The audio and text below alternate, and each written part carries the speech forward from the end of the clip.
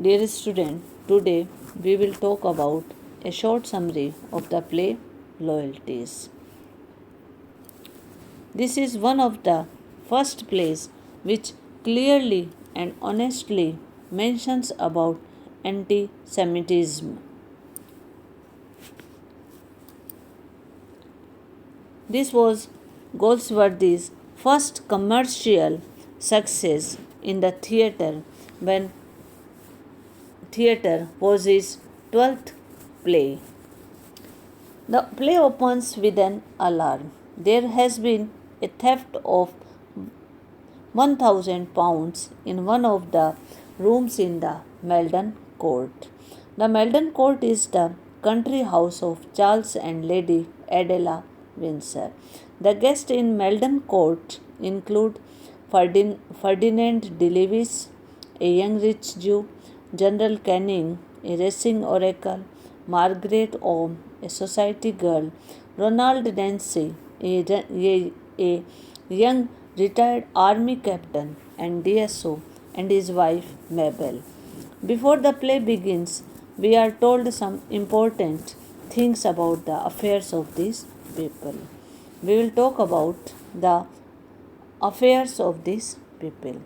Dempsey is newly married and is not very well off. In order to save the expenses of its keep, he gave his mare Rosemary to D. Lewis.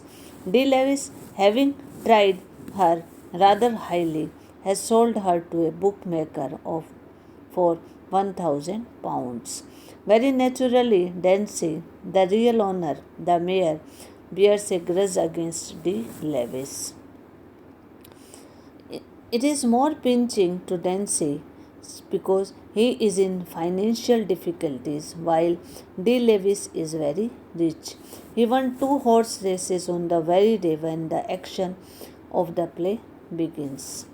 Another important situation is then that Dempsey earlier in the evening won a bet of £10 from D. Lewis by jumping from the floor on the top of a bookcase 4 feet high.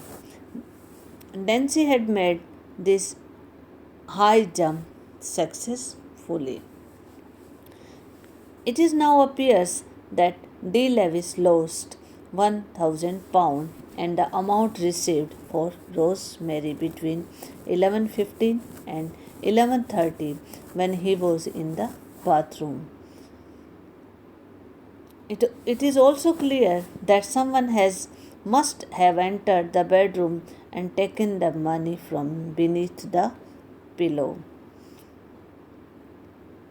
D. Lewis comes to Windsor and informs him of the theft. He suggests that the matter should be investigated forthwith. Windsor is deeply charged that a theft should happen in his house.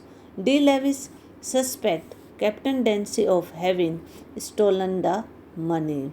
At this stage, he does not say anything about this. Windsor is particularly vexed that one of his guests should be suspected of so mean an act. He also dislikes the idea of D. Lewis claiming the protection of the police. This is like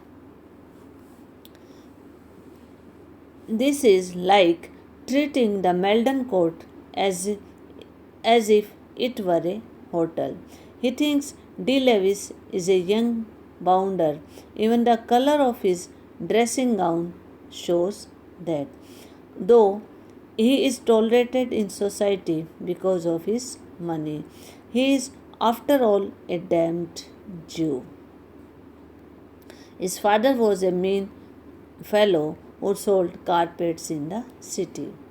However, for D. Lewis, a sum of £1,000 is important, and accordingly, the police are summoned. The police inspector comes and in the bedroom and minutely examined. The servants are cross questioned. The garden soil outside the window is carefully gone over for the trace of footmarks, but in vain. D. Lewis suspects Dancy.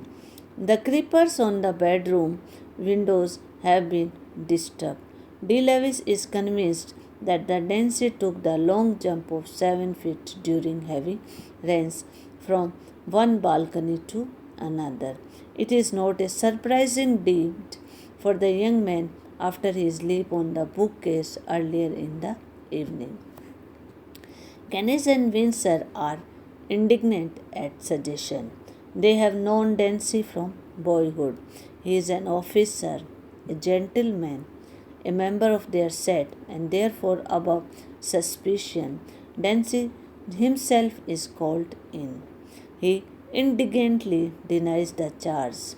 Canning, by chance, happens to lay his hand upon the sleeve of his coat. It is wet. Nothing more is said at the time. The scene is transferred to a club. 3 weeks later, D. Lewis has just been black belt for the Jockey Club. He feels that he has been let down by Dancy's friends. He renews his charge against Dancy and insists on matter being brought before the law court.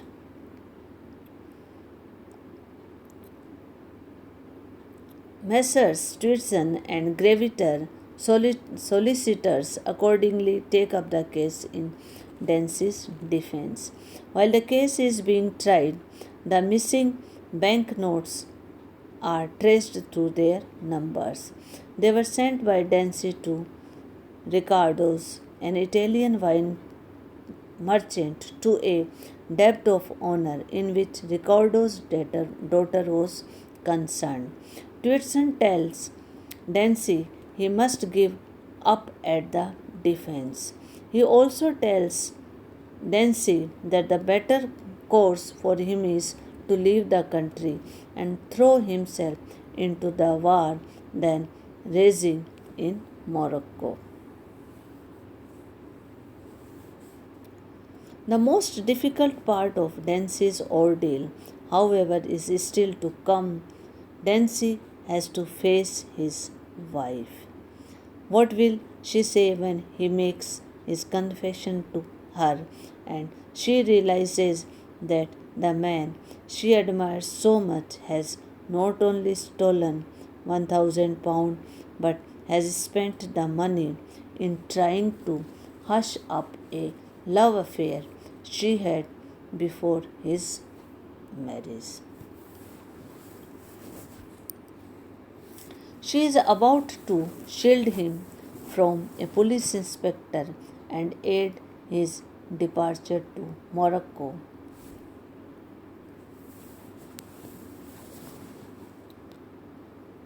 A shot is heard from the adjoining bedroom. Dancy has taken his life. Before committing suicide, Dancy wrote a note addressed to Colford. Dear Colford, this is the only decent thing I can do. It is too damned unfair to her. It is only another jump. A pistol keeps faith. Look after her, Colford. My love to her and you.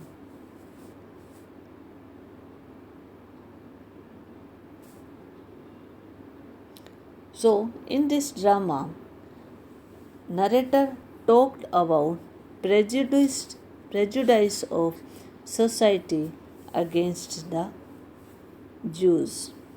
Loyalty is one of the finest plays of John Goldsworthy. The terse dialogue, the skillful construction and mounting tension and judicially sympathetic characterization are typical of Goldsworthy. They all contribute towards making the play good theatre and is made also a popular film.